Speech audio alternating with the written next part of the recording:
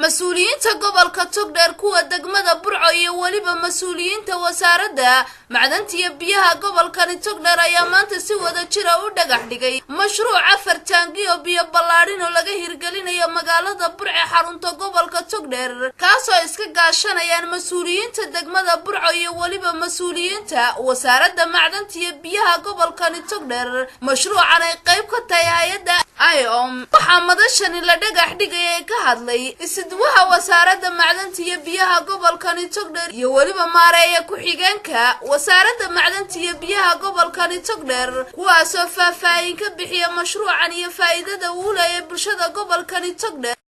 halkan maanta waxa la dhagax dhigayaa taangii magaalada ugu weynaa oo ku yaala golaha Sheekh Bashiir oo uu yahay sayskiisu ama cabirkiisu 302 mitir kuubik macnaha waa 1500 iyo googo foosto taangi qaadi kara kaasoo isaga lagu sameeyay sayidin muqtada dowladda habeenkii lagu qorayo waxa kan saddex kale labana cusub tahay iyo kii halka aan jiray fi aakhir ama dowladda hoose dibadeeda iyagana waa la sameeyaa oo ay ka caawisay wasaaradahan iyo wakaaladahanba hay'adda IOM ku qabnaa dhagaxdhiga taangigan oo ah mid magaalada anfac badan geeliya iyo kuwa kale la socda waxa kale oo heliyo afarta taangi ee imika ay qoladan dowladaha la sameeyo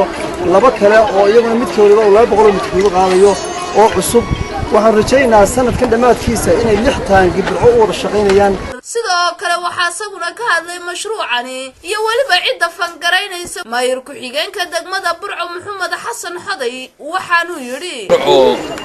dabcan biyaha hodan bay ku ahay laakiin waxay naga dhignaa inaynu yeelano kayd waxa saaka halkan aanu ka dhagax dhigaynaa afar taangi oo waaweyn baan ugu talagalay magaalada laga sameeyo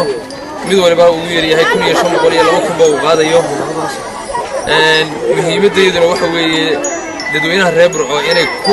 inay ka haqabtirmaan biyaha ballanqaad baanu sameynay xilligii aanu ku jirnay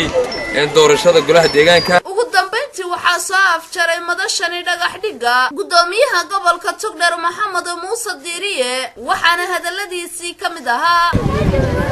beebka ay deynaba ka socodsiinayso haddii ay deynaba xumaato mid way qiimeyn jirtay wax kaydoo ay hay'ad jirin kayd haddii ay ahaan jirtay tan iyo mid kale oo ahaan jiray iyana waa aragtaanoo sida ay tahay waa taangiga burburay ee dagaalka burburay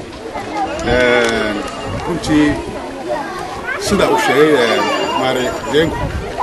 waxaan filayaa intuu sanadkan aanu dhammaan inay 6 taangi noo dhammaan doonaan وبرواقة محمد شبكة عالمية ضد مرة نيوز